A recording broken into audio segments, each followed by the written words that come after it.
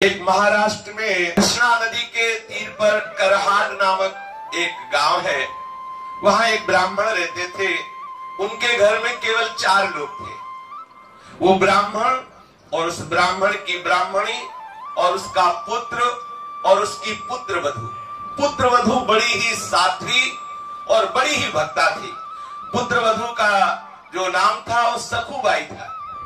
पुत्र वधू का नाम सखुबाई था। और जो सास थी और जो ससुर थे और जो पति थे, ये तीनों एक ही राशि के थे। दूसरे शब्दों में धुंधकारी थे। जितना उपद्रव करे उतना ही कम। और पूर्ण सती साध्वी सखुबाई बचपन से संत महात्माओं का संग करके निरंतर श्री कृष्ण के चिंतन में तन्मय रहने वाली। अब प्रारब्ध होता है, भगवान की ऐसी लीला होती है जैसे गाय जो है कसाई के चक्कर में फंस जाए, ऐसे वो साध्वी सखुबाई का ब्याह ऐसे परिवार में हुआ जहां ससुर भी दुष्ट स्वभाव वाला और सास जब तक सखुबाई के 2-4 थप्पड़ लगा के बाल खींच के सैकड़ों गालियां ना दे दे तो उसको राजभोग पचता नहीं था। और रात्रि में जब तक पैर दबवा के 2-4 गालियां दे के 1-2 लात न जमा दे तब तक सहन नहीं होता था। ऐसा उसका स्वभाव था। देखो, ये भक्त का जीवन है। लेकिन कभी सखुबाई ने कभी किसी के पास जाके या पड़ोस में कभी किसी से नहीं बोला। अगर पति के सामने आंसू बहा के कुछ बोलने का अवसर भी मिले और अगर कभी एक बोले तो पति उल्टा और 4 थप्पड़ मारे, गालियां दे। क्योंकि जैसे माँ जैसे पिता वैसे ही वो बेटा। सखुबाई को बहुत कष्ट दिया जाता। लेकिन बलिहारी सखुबाई की भक्ति की कि एक क्षण के लिए भी कभी वो भगवत विस्मरण नहीं होने देती। ये देखो, और कभी ये नहीं कि सास से द्वेष करे, पति से द्वेष करे या ससुर से द्वेष करे, कभी ऐसा नहीं। जो उपासक प्रेम रस को प्राप्त करना चाहता है, भगवत साक्षात्कार करना चाहता है, इन भक्तों से शिक्षा ले। उसी घर में रह के और सब कार्य, ससुर स्नान करेगा तो पानी सखुबाई को भरना है, उसके कपड़े सखुबाई को धोने हैं, सास के कपड़े धोने हैं, पति के कपड़े धोने हैं, सबको भोजन बनाना, सबके बर्तन में, और बाद में जो जूठन बचे वो खाने को देना। और जब सखुबाई भगवत स्मरण करते हुए प्रसाद पावे तो सासू बैठ के जैसे लोरिया सुनाई जैसे गालियां सुनावे। सोचो कैसा जीवन उस महान भक्ता का, कितना क्लेश में जीवन, पर कभी कठोर वचन भी उसने सास से नहीं बोले। जो मान अपमान को, जो लाभ हानि को, जो जय पराजय को, सुख दुख को समान भाव से सहते हुए भगवत स्मरण करता है, भगवान उसके अधीन हो जाते हैं। ये भक्ति का स्वरूप थोड़ा समझना है हमें। यदि हम अनुकूलता को भक्ति समझेंगे तो हमें भागना पड़ेगा, हमें महाअमृत पद से वंचित होना पड़ेगा, हमें ऐसे महासुंदर सिंधु प्रभु के दर्शन का अधिकार प्राप्त नहीं होगा। हमें मान अपमान समान रूप से सहना है, लाभ हानि समान रूप से सहना है, सुख दुख समान रूप से सहना है। और हमें देखना है कि मान के समय या अपमान के समय कहीं भगवत विस्मरण तो नहीं हो रहा। लाभ के समय या हानि के समय, दुख के समय या सुख के समय कभी हम प्यारे को अपने भूल तो नहीं रहे हैं। हमें सदैव अपने प्यारे के स्मरण में रहना है। सखुबाई को पीटा जाता है, गालियां दी जाती है, क्लेशात्मक व्यवहार किया जाता है, लेकिन सखुबाई के हृदय में ऐसा विठ्ठल बसे हुए है, इसका कोई प्रभाव नहीं पड़ता। वो अधिक दुष्टा अभिमानिनी कुटिला कठोर हृदया जो सास है, ऐसी परम भागवत परम दयालु श्री सखुबाई को प्रति क्षण क्लेश दे रही है। और तीनों एक से बढ़कर मनमानी क्लेश देते। शक्ति भर के जितनी ताकत है सखुबाई को सताते, उनको सताने में सुख मिलता। शरीर सूख रहा है सखुबाई का, फटे पुराने कपड़े पहनने को मिलते हैं, रूखा सूखा खाने को मिलता है, प्रतिक्षण डांट पिटाई, लेकिन हर समय श्री कृष्ण का चिंतन। यह है भक्ति का स्वरूप। और ऐसे ही भक्तों के जीवन में अद्भुत घटनाएं घटती है जिनका यश गान किया जाता है। प्रातः काल से लेकर रात को सबके सो जाने के बाद तक सखुबाई के लिए घर का काम पड़ा रहता। मशीन की भांति बिना विश्राम किए वो काम करती। सखुबाई का शरीर बहुत कृश होने लगा। बिना आलस्य के, बिना थकावट के, कष्ट सहते हुए भी सबको सुख पहुंचाना, सबकी सेवा में मगन रहना और श्याम सुंदर त्रिभुवन मोहन लालजू का अखंड ध्यान और जिह्वा से विठ्ठल विठ्ठल विठ्ठल, कृष्ण कृष्ण कृष्ण, गोविंद गोविंद, ये सदैव नाम उच्चारण होना। घर के काम काज को ऐसा नहीं कि बेमन करे, सुचारू पूर्वक जैसा होना चाहिए वैसा, और दिल में 10-20 बार सखू को उसके माँ और उसके पति गालियां देते, पीटते। ऐसा आश्चर्य की बात नहीं है। भागमती बाई के लिए भी आया है कि राजा उनके ऊपर बिस्तर लगा के सोता और कोड़ों से मारता। भागमती बाई जिनका यश गाया जाता है। ये भक्तों के जीवन में ऐसे विचित्र विचित्र लीलाएं आती है कि यदि ये साधारण भक्त सुने तो उनको भय लगे कि भक्ति में ऐसा भी होता है क्या।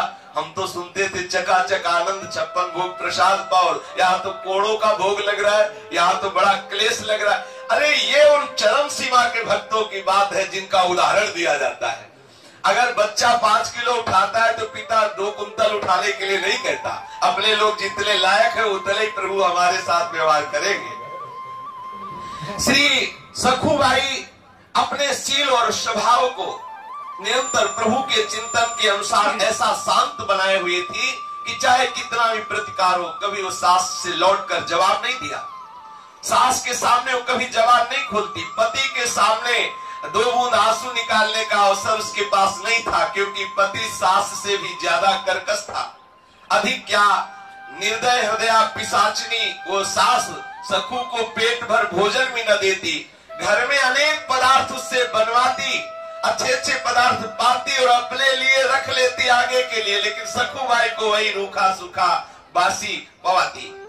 पुत्र, माँ और ससुर तीनों भरपेट पाते, सखूबाई को भरपेट भोजन भी नहीं। इतना होने पर सखू अपने दारुण दुख को श्री भगवान की कृपा का अनुभव करते हुए आनंदित होकर के सहती। सखू की दशा पर गांव के स्त्री पुरुषों को बहुत तरस आता, पर किसी की हिम्मत नहीं होती कि कोई समझा सके। ब्राह्मणी के डर से कोई सखू से बात भी नहीं कर सकता था। सखूबाई मन ही मन भगवत कृपा का अनुभव करती हुई सोचती, कितने कृपालु हैं श्री कृष्ण। देखो ये भक्त का स्वभाव, कितने कृपालु हैं। यदि पति हमसे प्यार करता तो श्री कृष्ण के प्यार में बाधा पड़ जाती। यदि सास हमें प्यार करती, ससुर प्यार करते तो इनमें मन बंटता। सखूबाई एकांत होकर यही सोचती, कितने कृपालु श्री कृष्ण है कि हमें ऐसा परिवार दिया है कि मेरा मन केवल श्री कृष्ण में लगेगा, इनमें लगेगा ही नहीं। ये कितनी कृपा है। देखो भक्त हर परिस्थिति में आनंदित रहता है, कृपा का अनुभव करता है।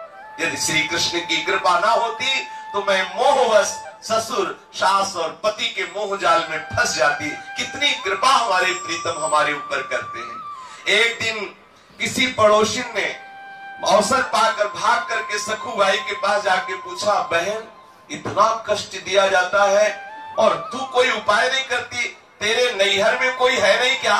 तू इतना दुख भोगती है, क्या तेरे नैहर वाले कोई खबर, कोई ऐसा उपाय करके कि आपको ये कष्ट से बचा ले? कोई है नहीं, न कोई खबर लेने आता है, न कोई तुम्हारा सहयोग करता है। सखू ने मुस्कुराते हुए कहा, जानती हूँ मेरा नैहर कहाँ है? कहाँ है? पंढरपुर में। और मेरे नैहर वाले कौन जानते हो? विठ्ठल और रुक्मिणी जी। विठ्ठल और रुक्मिणी जी और सखी, उनके बहुत बड़ा परिवार है, असंख्य संतानें हैं। हमें लगता है कि वो असंख्य संतानों की व्यवस्था में भूले हुए हैं, इसीलिए मुझ गर्विणी की तरफ वो खोज खबर लेने नहीं आ पा रहे, पर उनकी बहुत कृपा है हमारे ऊपर। अब वो बेचारी पड़ोसनी क्या समझे कि किस दशा में, किस भाव में किनको बोल रही है। पंढरपुर महाराष्ट्र का एक प्रसिद्ध धाम है। यही आषाढ़ शुक्ला एकादशी को बड़ा भारी मेला लगता है। भगवान पंढरीनाथ श्री विठ्ठल के दर्शनार्थ लाखों नर नारी दूर दूर से भगवान नाम कीर्तन करते हुए, नृत्य करते हुए उत्साह पूर्वक पंढरपुर की यात्रा करते हैं। जब यात्रा का दिन आया, भक्तों की मंडलियां कीर्तन करते हुए पंढरपुर के लिए चारों ओर दल बना बना करके सब नाचते हुए जाने लगे। कोई मृदंग में, करताल में सुंदर भाव विभोर होकर के स्वर निकाल रहे, कोई झांझ बजा रहे, कोई नाम घोष कर रहे, कोई नाच रहे, कोई पैरों में घुंघरू बांध करके मतवाले होकर के ताल में ताल मिला रहे, श्री हरि के गुणगान, हरि के लीला चरित्रों का गान करते हुए भक्तों की मंडली को देख करके सखुबाई के हृदय का बांध टूट गया। विचार किया, क्या करूं, हमारे प्रीतम का ऐसा बड़ा उत्सव हो रहा है, उसमें जाकर के मैं मिल नहीं सकती, इतने यहाँ विरोध है। तो करहाड़ उसके गांव से बड़ी बड़ी मंडलियां जा रही थी। सखुबाई को पानी भरने के लिए कृष्णा नदी में जाना होता था। घड़ा लिया और कृष्णा नदी में जल भरने के बहाने निकली। प्रेमी भक्तों के संकीर्तन दल को देखकर सखु के हृदय में प्रेम उमड़ा और घड़ा वहीं रख दिया। पंढरपुर जाने की प्रबल इच्छा करके भक्तों की मंडली में गई। विचार किया कि अगर सास से पूछेंगे तो पिटाई ही होगी, सास ससुर पति कोई जाने तो देगा नहीं। घड़ा नदी के किनारे रख दिया और भक्तों की मंडली में चली गई। अब सखुबाई संत मंडली में जा रही, पड़ोसी ने देखा कुछ ऐसे होते हैं जलने वाले, वो बस कुछ लोग ऐसे होते हैं जिनका सीसी कैमरा केवल भक्तों के ऊपर होता है। कब छीका, कब पाया, कब बैठे, कब उठे, वो पूरा उनसे पूछ लीजिए। कब कौन सा दोष हुआ वो पूरा उनको पता होता है। ऐसे ही वहां भी थे। दौड़ के जाके सास से कहा, अरे देख तेरी बहू संतों के साथ मंडली में भाग गई, वो तो जा रही है। अब सास ने अपने बेटे से कहा कि देख मैं कहती थी वो है दुष्ट, नहीं माना, जा जल्दी जा। अब बड़े बड़े डंडे निकाले सास ने भी, पति ने, और दौड़ लगाई। जाके देखा तो भक्तों के बीच में उन्मत्त हो रही है सखुबाई, नाम कीर्तन और बड़ा आह्लाद हो रहा है। अपने प्रीतम के दर्शन के लिए विशेष इच्छुक है। और जैसे जहरीली नागिन फुफकार मारते हुए जाए, वैसे ही लड़के के साथ वो सास वहां से भागती हुई आई। क्रोध में आग बबूला होकर के सब संतों के बीच में जाकर उसके बाल पकड़े, घसीट के बाहर लाई, वही डंडा शुरू कर दिया मारना। देखो पानी लेने भेजा था, ये जा रही संतों के साथ, जो गालियां देना हो सब गालियों की पुष्पांजलि सारे रास्ते में बरसती रही और डंडा का भोग लगता रहा सखुबाई के ऊपर। घर में जाकर के डट के पिटाई की तीनों ने मिलकर, सास ने, ससुर ने और पति ने भी। सखुबाई, हा विठ्ठल, हा कृष्ण, हा गोविंद। ये देखो महान भक्तों का स्वरूप है, महान भक्तों का चरम अवस्था की भक्ति का ये स्वरूप है।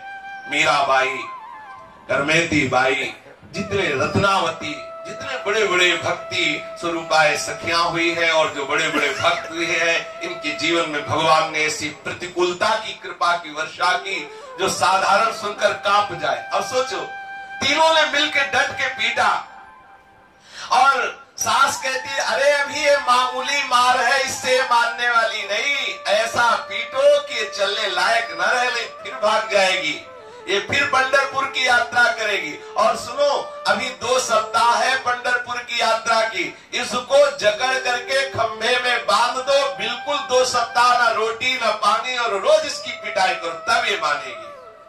और सास की आज्ञा हुई और सखुबाई को बांध दिया उनके ससुर ने और पति ने, और पिटाई की, भोजन देना बंद। देखो कितना कष्ट, आप विचार करके जरा उस स्थिति में देखो, एक कृष्ण वाली भगवत भक्ता, उसके साथ ऐसा दुर्व्यवहार, मार पिटाई, भोजन नहीं, और बड़ी जोर से रस्सी से बांध दिया गया सखुबाई को, खींच करके बांध दिया गया कि सखुबाई की त्वचा में वो रस्सी धस गई, ऐसे जोर से बांध दिया गया। सखु का शरीर वैसे ही कृष्ण था, क्योंकि खाने पीने को ठीक से मिलता नहीं, दिन भर सेवा, पर उसके मन में कोई दुख नहीं है। उसके हृदय में ये दुख नहीं कि मुझे बांध दिया गया, मुझे मारा गया, मुझे गाली दी गई, ऐसा नहीं। एक हृदय में पीड़ा है कि हे श्री कृष्ण, आपके भक्तों के बीच में मुझे कितना सुख मिला, पहली बार जीवन में भक्त मंडली में मुझे नाचने को मिला, आपके दर्शन के लिए मैं जा रही थी, मेरी सामर्थ्य नहीं कि मैं इस जन्म में इस नरक से निकल सकूं। हे करुणानिधान, हे दीनों पर दया करने वाले श्री हरि, क्या ऐसा नहीं हो सकता कि मैं आपके दर्शन कर पाऊं इस जन्म में? क्या मैं प्रगट में आपके मंदिर में आकर के आपके भक्तों के बीच में नहीं नाच सकती?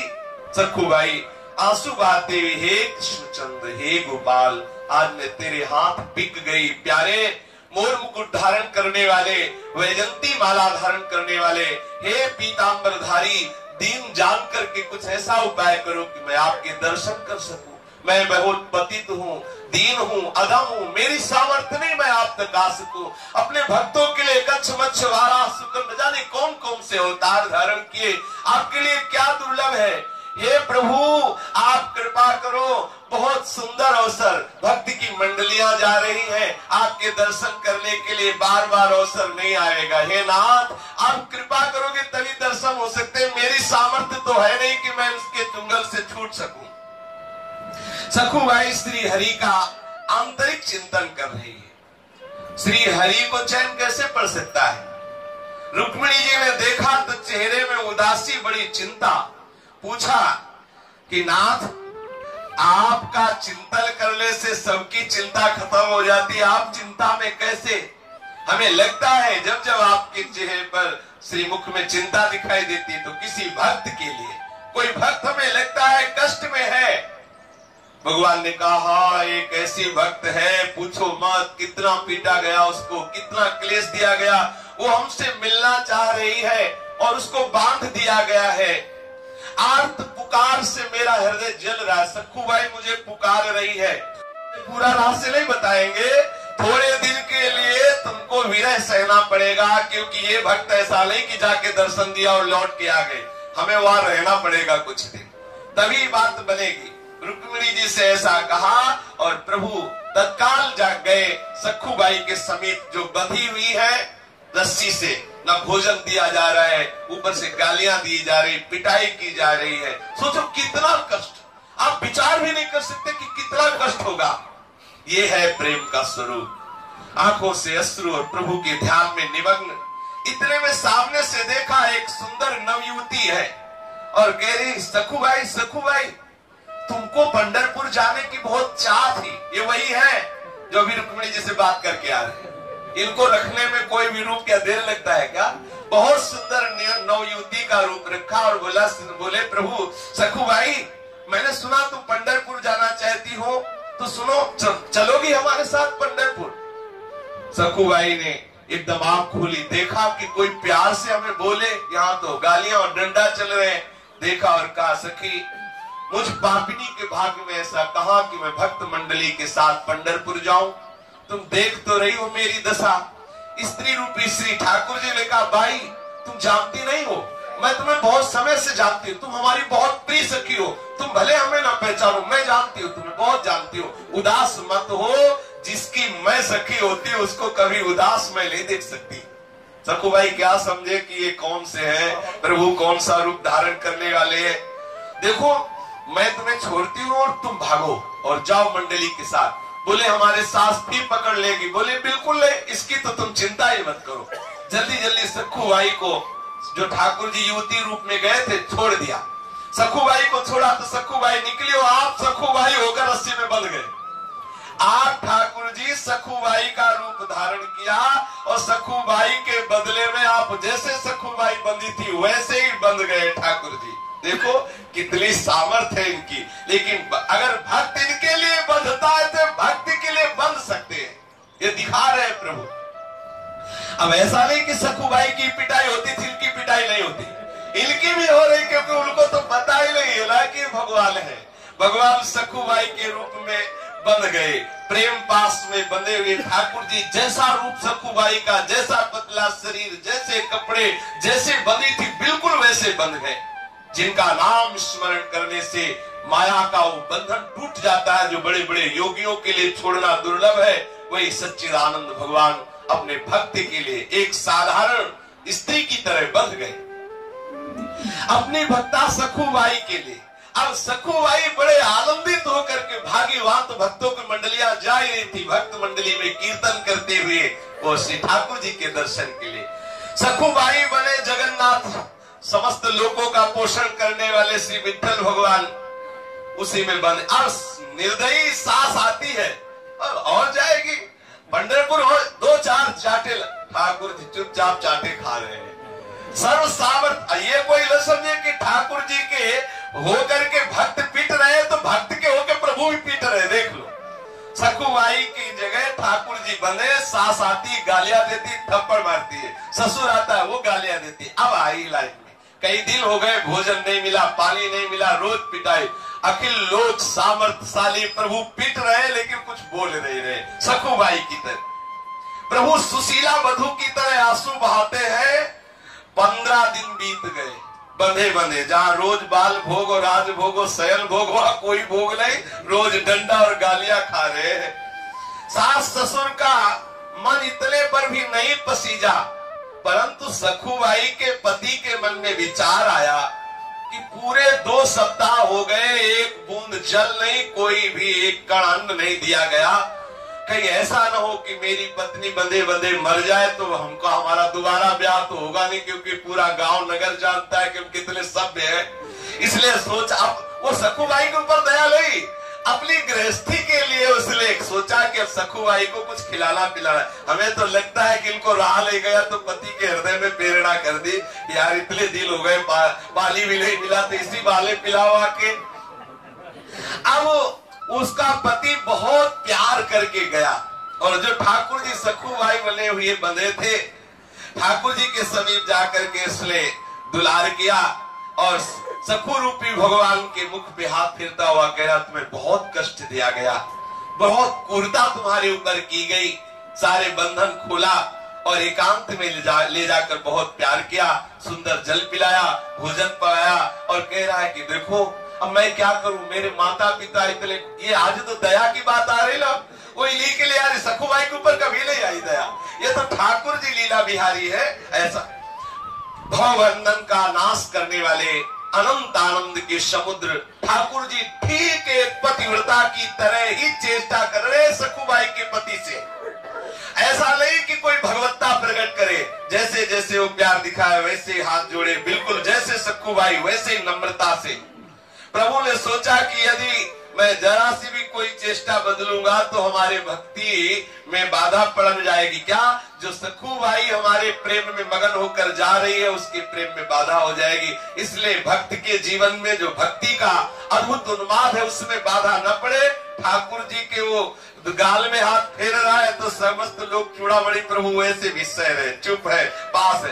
अब वो कह रहा देखो हम तुमको खोल के लाए, हमारे पैर दाबो। तो सखुबाई भले हुए ठाकुर जी धीरे धीरे उसके पैर दाब रहे।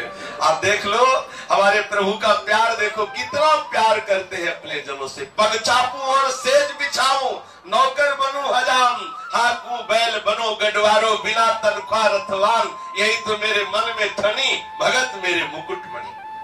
पति की आज्ञा के अनुसार सखुबाई रूपी श्री भगवान ने स्नान किया, सुंदर रसोई बनाई और सास ससुर को पवाया। देख लो 56 भोग पाले वाले स्वयं रसोई में चूल्हा फूक रहे, भोजन बना रहे, सास ससुर को बैठा के पवाया और पति को भी पवाया। तीनों आज बहुत प्यार उदय हो रहा है भोजन पाने के बाद। और अपनी बहू की तरफ सास भी बड़ी प्यार दृष्टि से पहली बार देखा, क्योंकि अब ठाकुर जी के हाथ का बना हुआ गया है तो प्रभाव तो पड़ेगा ही। और पति ने जो प्यार की दृष्टि से देखा वैसा प्यार तो कभी सखुबाई को नहीं मिला। माता पिता और पुत्र सराहना कर रहे कि बहू जीवन में ऐसा भोजन नहीं मिला जैसा आज तू बना के पवा रही। ठाकुर जी भी मुस्कुराते जा रहे हैं अंदर कि तुम्हें क्या पता कि तुम्हारी बहू कौन बना हुआ है। ठाकुर जी पुत्र वधू के रूप में स्वयं अपने हाथ से सब पात्र माने, रसोई पवित्र की। और वो जो पति बने हुए सखुबाई के हैं उन्होंने सखुबाई को आज बहुत प्यार किया। अब जैसे पत्नी को प्यार करते वैसे कि अब यहाँ कोई रास विलास वाली बात तो है नहीं, घर गृहस्थी की बात है। ठाकुर जी बिल्कुल एक साध्वी पत्नी की देख लो क्या कर सकते हो अपने भक्ति के लिए, क्या नहीं कर सकते। दोनों बातों पर विचार करके देखो कितने महान होते हुए आप चाहते तो अपना ऐश्वर्य प्रकट कर सकते थे, लेकिन नहीं, पैर दाब रहे, बर्तन मांग रहे, रसोई बना रहे, पवा रहे, जैसा पति आज्ञा करता वैसा सेवा कर रहे। बर्तन मांजना, चौका देना, सास के पैर दबाना, सारे कार्य बड़ी चतुरता पूर्वक चतुर चूड़ामणि श्री ठाकुर जी महाराज कर रहे हैं। जो स्त्री पुरुष समस्त चराचर जगत के स्वामी हैं, जो भी संसार देख रहे हैं, इसके रचयिता, इसके पालन करने वाले, इसको लय करने वाले अनंत सामर्थ्यशाली प्रभु है। एक साधारण बहू की तरह वो सखुबाई के रूप में सेवा कर रहे हैं। सखु रूपी भगवान अपनी सेवा और सुंदर व्यवहार से पति, सास, ससुर तीनों के स्वभाव को बदल दिया। तीनों बहुत प्यार करने लगे सखुबाई रूप श्री भगवान से। अब तो बड़ा घर में आनंद है, विलक्षण परिवर्तन उस घर में। पड़ोसी देखते हैं कि अब तो कोई मारपीट नहीं, कोई कोलाहल नहीं, बड़ा शांति। सोचा कि भगवान की कृपा हो गई। और उधर सखुबाई पंढरपुर पहुंच करके नाम कीर्तन करते हुए उन्मत्त नाच रही है। प्रभु के प्रेम में वो इस बात को भूल गई कि हमारी जगह कोई और सखी बंधी हुई है। प्रभु ने तो यही कहा कि तुम दर्शन करके आ जाओ, तब तक हम बंधी हुई है। उनको सब भूल गया। गई पंढरपुर में दर्शन के, खूब नृत्य करके उन्मत्त होकर के आनंदित हो रही है। अब भक्त गण हाथों में निशान लिए हुए, ताल मृदंग झांझ बजाते हुए, नाम घोष करते हुए नृत्य कर रहे हैं। गरीब अमीर ब्राह्मण शूद्र का कोई भेद नहीं, सब मंडलियों में उन्मत्त नृत्य हो रहा, भगवान नाम का जय घोष हो रहा है। आकाश में गूंज मच रही, ऐसे नाम घोष हो रहा है। आनंद रस में विभोर हुई सखुबाई चंद्रभागा में स्नान करके पंढरीनाथ जी के दर्शन करके मंदिर के अंदर प्रवेश किया। मंदिर में जाकर श्री हरि के दर्शन करके आनंद सिंधु में डूब गई। प्रभु की वो श्याम मनोहर मूर्ति, वो दिव्य पीतांबर धारण किए हुए सुंदर श्री, आज प्रभु की मूर्ति थोड़ी दिखाई दे रही, साक्षात प्रभु दिखाई दे रहे हैं। कानों में दिव्य मकराक कुंडल, सुंदर अनंत कामों का भी जो सौंदर्य फीका कर देने वाला उनका लावण्य, वक्षा स्थल पर नवीन सुगंधित पुष्पमाला, तुलसी की माला धारण किए हुए और भ्रकुटी का संचालन करते हुए सखुबाई को मुग्ध कर रहे हैं। त्रिताप सदा के लिए जिनके नाम स्मरण करने से ही शांत हो जाता है, उनका रूप देख करके सखुबाई सुध बुध भूल गई। ऐसा मन लगा कि उसने प्रभु के सामने प्रतिज्ञा कर ली कि जब तक इस शरीर में प्राण रहेंगे मैं पंढरपुर की सीमा के बाहर नहीं जाऊंगी। और उधर ठाकुर जी बंधे हुए, जो छोड़ा था सखुबाई को, जो बंधे हुए थे, वो खोल करके वहां बहु रूप में चौका लीप रहे, बर्तन मांज रहे हैं, रसोई मनिया कर रहे हो। यहाँ सखुबाई ने प्रण कर लिया, जब तक शरीर में प्राण रहेंगे मैं पंढरपुर को नहीं छोड़ूंगी, सीमा के बाहर नहीं जाऊंगी। उसे क्या पता कि मेरे बदले में आप पंढरीनाथ ही वहां बंधे हुए हैं। प्रेम मुग्धा सखुबाई पांडुरंग के ध्यान में संलग्न हो गई। अंत में अष्ट सात्विक भाव में अंतिम भाव का उदय हुआ, जिसमें सखुबाई के प्राण इस शरीर को छोड़कर निकल गए। इतना रूप प्रभु का ऐसा है। अपने लोग कहते हैं दर्शन क्यों नहीं देते? अरे प्रभु की भक्ति करते करते, सहते सहते, अनुकूलता प्रतिकूलता सहते सहते, द्वंद्वों को सहते सहते हृदय इतना मजबूत हो जाता है, थोड़ा थोड़ा प्रेम विकार को सहने के लायक होता है। अगर इकट्ठे प्रभु का दर्शन हो जाए तो हृदय फट जाए। जैसा सुनते हैं कि सेवा कुंज में अगर कोई रात में रुके तो ऐसा हो जाता है, तो कोई आश्चर्य की बात नहीं, क्योंकि श्यामा श्याम के एकदम रूप को कोई देखे तो हृदय की गति रुक ही जाएगी। सखुबाई के सामने वो स्वरूप प्रकट हुआ कि सखुबाई विह्वल विकल हो गई और भगवान के सौंदर्य के दर्शन में इतना मुक्त हो गई कि उसके प्राण छूट गए। अब दैव संयोग से यात्रा करने को आए हुए करहार के निकटवर्ती किवल नामक गांव का एक ब्राह्मण उस मंडली में आया हुआ था। उसने सखुबाई की लाश को देखा कि सखुबाई तो पधार गई, साथियों को बुलाया और सबने मिलकर के सखुबाई के शरीर की अंत्येष्टि क्रिया की, अंत्येष्टि संस्कार किया। और इधर रुक्मिणी जी ने विचार किया कि खूब रही बात, हमसे तो कह के गए कि कुछ ही दिनों में आ रहे हो, आज तक वापस नहीं आए। फिर ध्यान दे के देखा कि जिसके लिए गए उसने तो शरीर छोड़ दिया, शरीर का संस्कार भी हो गया। अब हमारे प्रभु को तो बहुबल के वहां रहना ही पड़ेगा। अब रुक्मिणी जी को बड़ी चिंता हुई, विचार किया रुक्मिणी जी ने, फिर स्मशान पहुंची, सखुबाई की जो राख वगैरह थोड़ी मोटी हड्डी वगैरह थी उनको एकत्रित किया और प्रेम दृष्टि से देखा तो सखुबाई जीवित हो गई। अब महामाया है, महाशक्ति है, इनके लिए क्या? माया देवी के प्रताप से एक क्षण में समस्त ब्रह्मांडों की रचना हो जाती है। आदि शक्ति जय जग उपजाया, एक क्षण में सृष्टि का सृजन करने वाली, उनके लिए सखुबाई को जिंदा कर देना क्या कोई आश्चर्य की बात? सखुबाई जीवित हो गई। सखुबाई को ऐसा लगा जैसे मैं कोई गाढ़ निद्रा में सो गई थी और जग गई। रात को स्वप्न में जो रुक्मिणी जी ने उन्होंने कहा कि देखो पुत्री, तेरा प्राण रह गया। तूने कहा था इस शरीर में जब तक प्राण रहेंगे मैं पंढरपुर की सीमा के बाहर नहीं जाऊंगी। वो शरीर तो तेरा जल गया। अब मैंने दूसरा तेरे को शरीर दिया है सखुबाई के रूप में, लेकिन तेरा भी प्राण पूरा हो गया क्योंकि पहले वाला शरीर जल गया। अब ये दूसरा जो दे दिया है तो सीधे लौट के जाओ, हमारे प्रीतम तेरे रूप में वहां है, उनको छोड़ो, तू जाके वहां रहे। आदेश पा करके सखुबाई ने प्रणाम किया और आनंद मगन होकर के, अब वो बात थोड़ी है, अब तो चिदानंद में भाव में निमग्न है। 2 दिन में यात्रियों के साथ करहार लौट के आई। सखु का आना जान करके सखु वेशधारी भगवान पंडरीनाथ जो वहां बहु रूप में थे, उन्होंने सोचा गड़बड़ हो जाएगा, अगर वो यहाँ आई हम भी आ रहे हैं तो पिटने में कोई संशय रहेगा नहीं। ठाकुर जी ने तत्काल सास से कहा कि हम पानी लेने जा रही हैं, और घड़ा लिया, घाट पर आई और पूर्व परिचित सखी का वेश धारण करके सखुबाई से मिली, जो सखुबाई आ रही थी। उन्हें देखते ही सखुबाई को सारी बातें याद आ गई। दौड़ करके हृदय से लगाया और बोले, सखी तेरी कृपा से मुझे पंढरपुर में जाने को मिला, मुझे मेरे ठाकुर के दर्शन हुए, चरणों को पकड़ लिया। बहन तुम्हें बहुत कष्ट भोगना पड़ा होगा मेरी जगह। ठाकुर जी ने कहा कि तुम चिंता मत करो, तुम सुखी हो गई ना? बोले हाँ। बोले अब चिंता की बात नहीं है, मुझे कोई कष्ट नहीं हुआ। यदि तुम्हें सुख मिला तो हर कष्ट हमारे लिए सुखमय है। तू ये घड़ा ले, इसमें जल भर और तू जा। अब सखुबाई ने घड़ा भरा, जल लेकर के गई। ठाकुर जी अंतर ध्यान हो गए। सखुबाई घड़ा उठाकर घर पहुंची और स्वाभाविक अपने काम में लग गई। सास ससुर और स्वामी के बदले हुए स्वभाव को देखकर बड़ा आश्चर्य हो रहा सखुबाई को, इतना प्यार मिल रहा है। दूसरे दिन वो केवल गांव का ब्राह्मण जिसने सखुबाई के शरीर का अंतिम संस्कार किया था, वो करहार आया और उसने सखुबाई के घर पहुंच करके कहा कि भाई हम एक खबर देने आए हैं, तुम्हारी बहू गई हुई थी पंढरपुर और वहां ठाकुर जी के दर्शन करके उसके प्राण निकल गए, तो हमने पहचाना और वहां उसके शरीर का हमने संस्कार किया, तो ये हम बताने आए, आपको पता चला?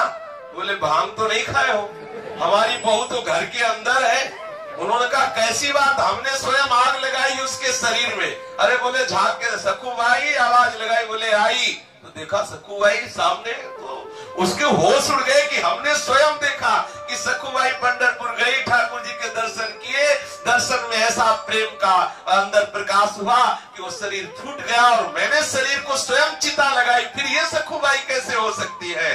आश्चर्य का पार नहीं रहा। उस सखु के ससुर को बाहर बुलाकर कहने लगा, तुम्हारी बहू तो पंढरपुर में मर गई, हम जला के आ रहे, तुम विश्वास करो हमें लगता है प्रेत होकर के आ गई है। सखु के ससुर और पति ने कहा कि पंढरपुर गई ही नहीं, तुम कैसी भूली भूली बातें कर रहे हो?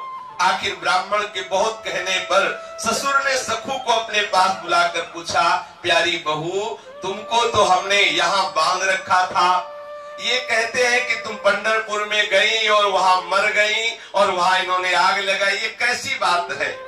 सखु ने कहा कि प्रभु बात ये जो कह रहे हैं सत्य बात कह रहे हैं।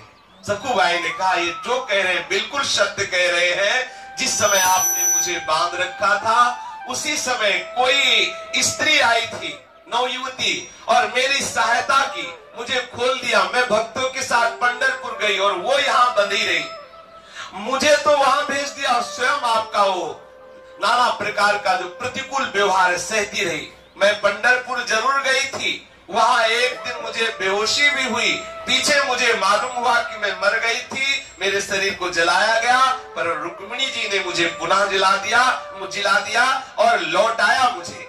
कृष्णा नदी के समीप जब मैं आई तो वो युवती जिसने मुझे खोला था और स्वयं बंधी थी, वो घड़ा दे करके और चली गई। आप लोग जानते हैं वो कौन सी युवती थी?